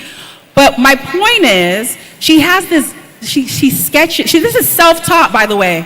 She can sketch a design. The dress she's making for my gala is, she sketched it. I explained it to her. She sketched it and she's designing it by hand. It's a gift. That gift is supposed to be for people, y'all. It is not to be hoarded. You were created to impact the earth. When God says have dominion, he means it. But you are not mastering your I am. Therefore, you can't have dominion. And therefore, you're not multiplying income. So my last piece of the I am framework is multiply. You increase, you accelerate the impact, and then you multiply. And I'm talking dollars, y'all. But before you can multiply and receive money, you first have to multiply people. And what most of us are doing, we're chasing income versus chasing impact. Currency follows value. When you become value, currency will forever follow you. So please master yourself, master your gift, and the money will literally chase you. So stop chasing money. Chase the gift that God has given to you and be phenomenal. That is what God has created us to be. So that's what I would offer any person here. I have so much more to say, but we are out of time. Please, please, please master your I am. I'm going to leave you with this final story. Mayo, raise your hand. She's right here. Mayo, raise your hand. She became my PA last week, and I'll tell you how. I had a photo shoot in Lagos. She came to tie my hair tie, my gele. I decided to have a photo shoot because I'm a little extra. So she comes to my hotel. She says, hey, you can't tie your gele right now because I don't want to mess up your hair. I said, okay, well, I didn't know that. Can you follow me to my photo shoot? She says, yes. She came and tied my gele, but she also, I didn't know I needed her. She became everything I needed that I didn't know I needed. She became my personal assistant. She's grabbing things that I forget. She's reminding me to do this. This isn't a matter of a few hours. I immediately saw her value. She was walking asset. And I said, Mayowa, what are you doing Thursday through Monday? Do you have any bookings? She said, no. I said, would you like to go to Akura with me? Don't worry, I got you. Everything is covered. I need you to be my PA while I'm there. And she said yes. Little does Mayowa know, I am her mentor, whether she knows or not, whether she accepts me or not. I see talent, I see value, and I want to help her. I want to mold her because she was a walking asset. And I know that she has things to give to the earth. I can see her value. Therefore, I am an investor. I want to multiply. So therefore, I want to help her multiply the gift that she blessed me with that I did not know I needed. Be that, and the opportunities will follow you. I'm going to stop talking because I'll start preaching in a minute. I'm going to stop right there. Thank you. Thank you so much, Nancy. That was beautiful. And one thing I would like to say about Nancy is she has a gift in identifying talent, identifying gifts. She will talk to you and say, girl, why aren't you making money here? Why aren't you doing this? And I'm like, oh, okay. And she'll talk to so many different people and she'll just identify. There are people that will just identify things in you that you did not even think or wonder. So thank you for that example. That was beautiful. And I love that you walk the talk. And for those of you who want to be mentored by her or reach out to her, please do. Dr. Remy, and then we'll come this way. Okay. Your closing remarks, because we're out of time. I'm going to stand up and give my closing remarks. I want to say to all of you, fear not. If you're in this room, you've earned the right to be here. So please take advantage of every opportunity that came to you the past 3 days, because I've been here the past 3 days. Know that you are more than enough, and it's okay to do it afraid. Start where you are and walk your way to where you're going. You definitely need to serve your way to greatness. There's something called strategic volunteerism. Embrace that and you will not regret it. Come see me after this. Thank you so much. I love the word strategic volunteerism, because sometimes for you to access opportunity, you need to volunteer. Volunteer your time. Don't do things for pay. Do things for free. Let people see your value, and that's when you get hired. That's when you close the deal. Thank you so much for that. Let's have Albert. Please share your closing remarks. Okay, so my closing remarks would be, do it scared, do it afraid. that's the best time to actually do anything. I was 17 when I started Young Women Code. There's so much fear that was with me with, oh my God, you're about to be in a field dominated by men, what's going to happen, blah, blah, blah. Do it scared. That's the best time to do anything. Thank you. Thank you so much for reminding us to be courageous. Please share your final closing remarks. Thank you very much. And I will speak specifically from a women's perspective. There's a lot of injustice out there.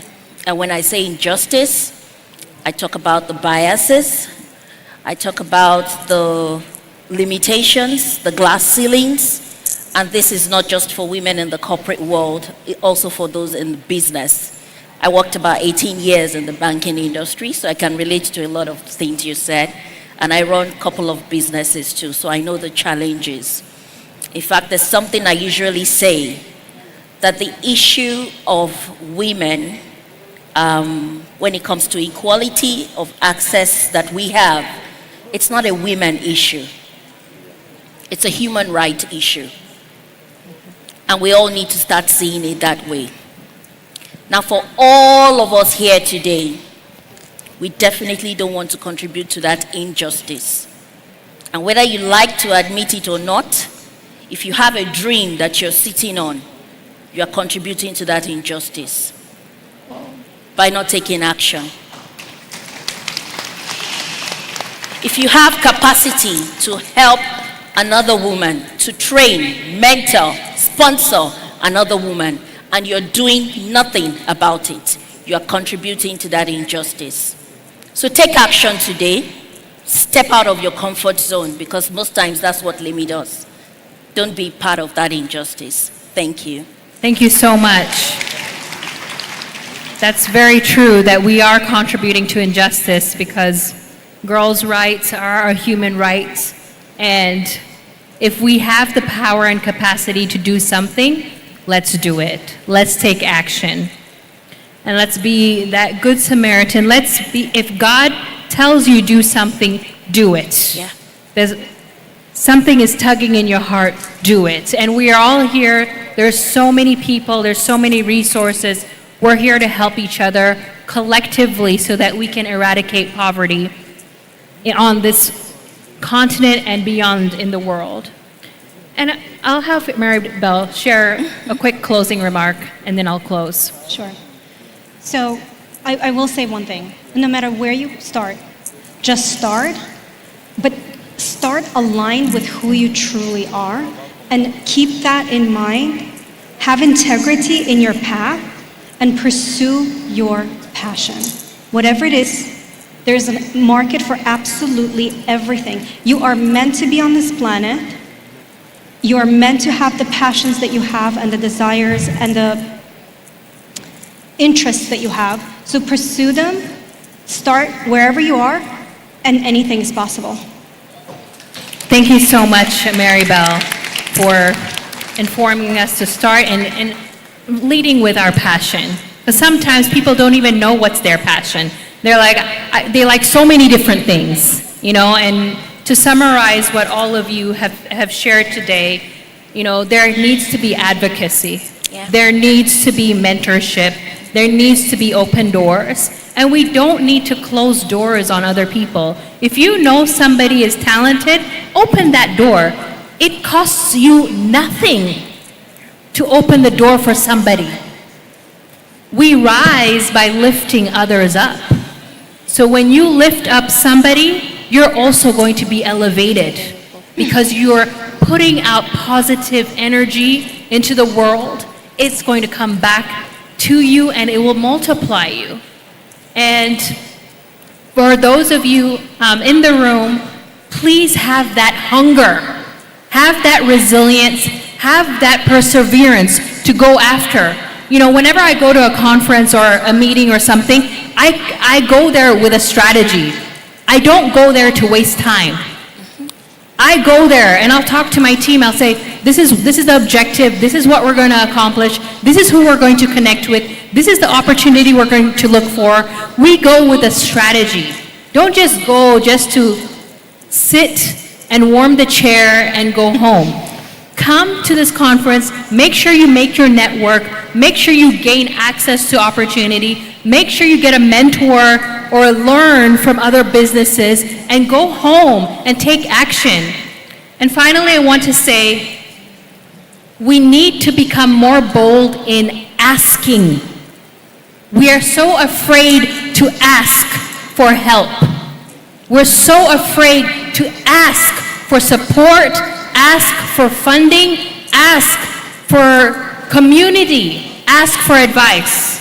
Closed mouths don't get fed. So if you have that urge to ask, just ask. You're going to regret it later if you don't ask.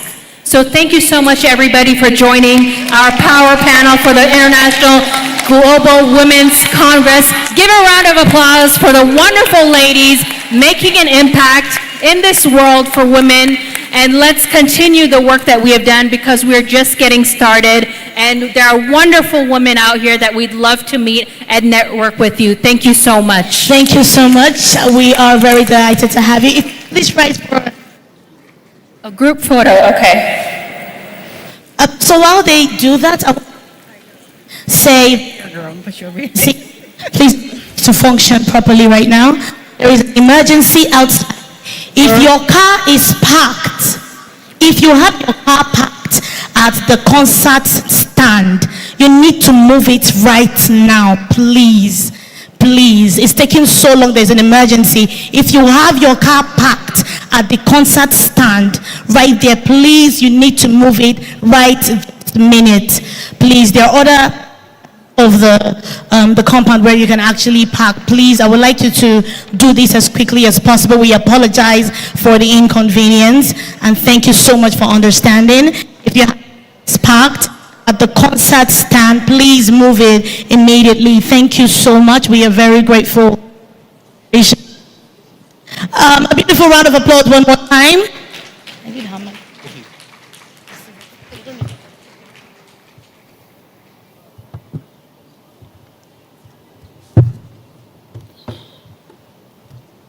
Okay, so while they're doing that, I want to quickly say that we're going to have a very quick award session.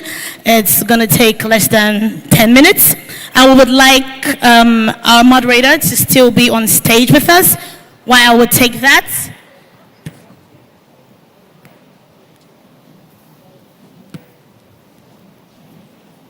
Please, we'll still have you on stage to present a couple of awards. But of course, please, a round of applause for our beautiful women.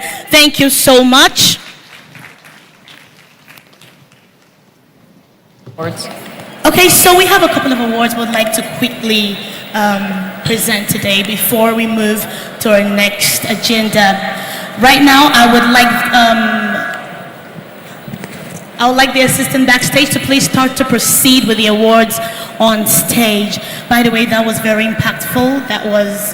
It was a blessing, and thank you so much for hosting that.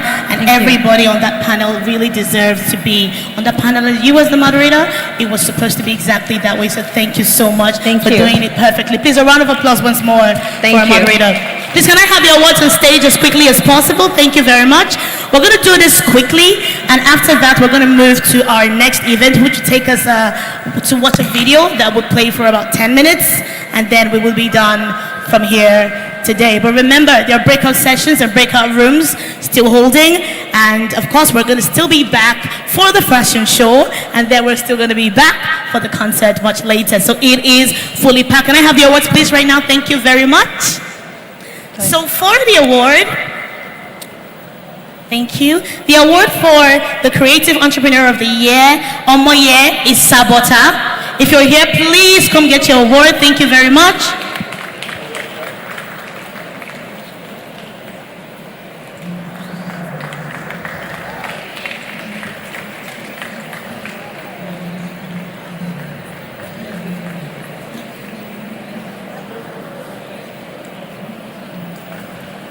Congratulations. Thank you so much. And for the award for the Innovative Entrepreneur of the Year, we have Temi Tokpe Ogushemo. If you're here, please, we want you to quickly come up on stage for your award. If you have a representative, we want to do this as quickly as possible. So please try to make it up on stage as quickly as possible, or we probably would just have to move on. Okay, please, can you help me get this? This one. Thank you. Up next, we have the Social Impact Award of the Year, Doyin Sola Oguye. Please, if you're here, I would like you to quickly make it up to the stage. She's here, so please, would like you to double up. Thank you so much. Is that Doyin Sola? You can actually come this way. It's faster. If that's her. If that isn't her, then of course we'll just move ahead. Okay, thank you so much.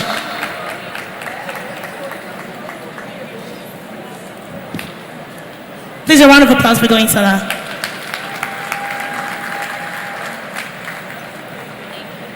You look stunning. Congratulations. Thank you. Take a picture.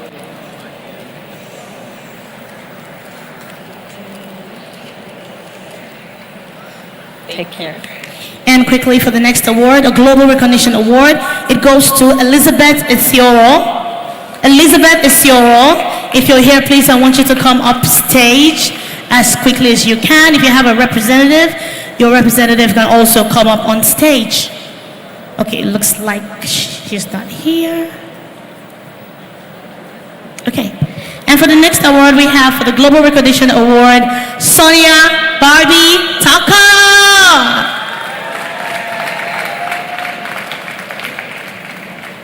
Please keep clapping. Thank you. Congratulations. Congratulations. Thank you. Thank you. Okay, for the next Global Recognition Award, we have for Dr. Honorable Kafayat, aka Kafi Shafal. Does Kafi have a representative here? If not, we would just, of course, probably give her later. Tonight. Okay, so we have another Global Recognition Award, Tari Rogazi, also called Faithless. Is Tari Rogazi here? Is there a representative from Faithless that would like to get this award on behalf of Tariro? If there isn't, we'll probably do it again tonight.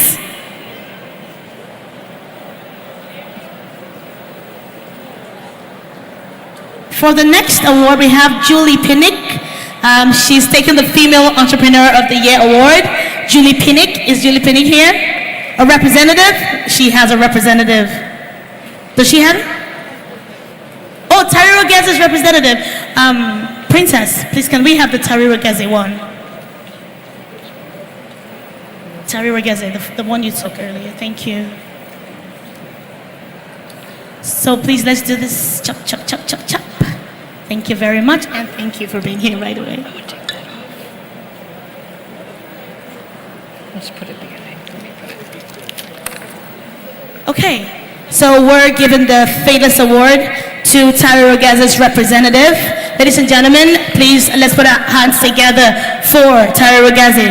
Thank you so much. Yes. Oh, thank you. Congratulations. Thank you so much. Yes. For the Female Entrepreneur of the Year, ladies and gentlemen, we would like to present this award to Chidiogo Mbelede. Chidiogo Mbelede, are you here? If you are here, please make your way to the stage.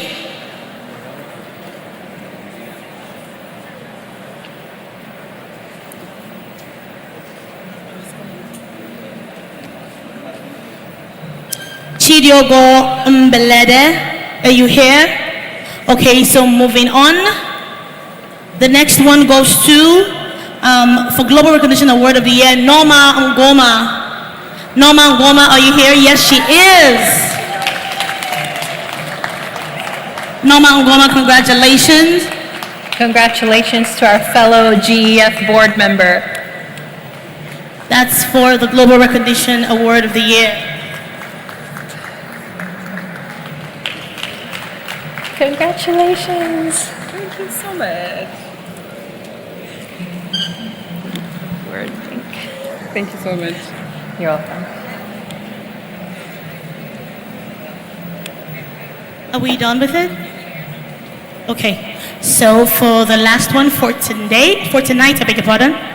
We have. No, that's for my brother, and I'm picking it up. Oh, okay. So we do it tonight. We have a better plan for this one, so we're just going to take it back. Ladies and gentlemen, please a round of applause for her. Thank you so much. You can, of course, make your way down stage. So like I said earlier, please, if you have your cars parked at the concert ground, some of you haven't gone there to move your cars. It is an emergency. Please, please, please, please go now and move your cars. We're begging. It is important. It's imperative that you go there now and move your cars. If you have your cars parked at the concert ground, please, please, please go there right now and move your cars. Please, please, please go there right now and move your cars. Thank you very much. Okay, it looks like we have some more awards. We have the Rajatul Muhammad for Social Impact Award.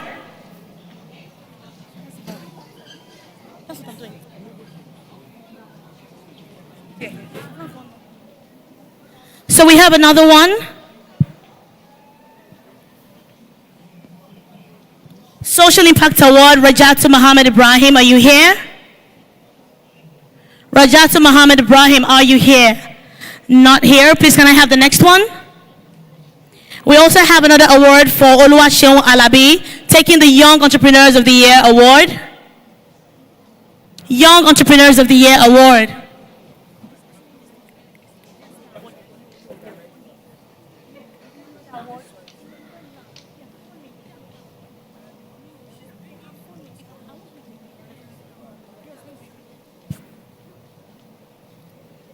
Okay, so it looks like some of our recipients are not here, so I think we'll just do this in the night. Thank you so much, and thank you for being so patient. Thank you.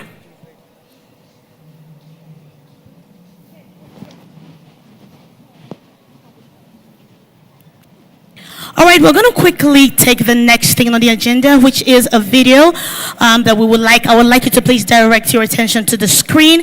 We have a video that's going to play for maybe about 10 minutes. It's a speech by the one and the only Ibukun Awoshika. Ladies and gentlemen, please a round of applause.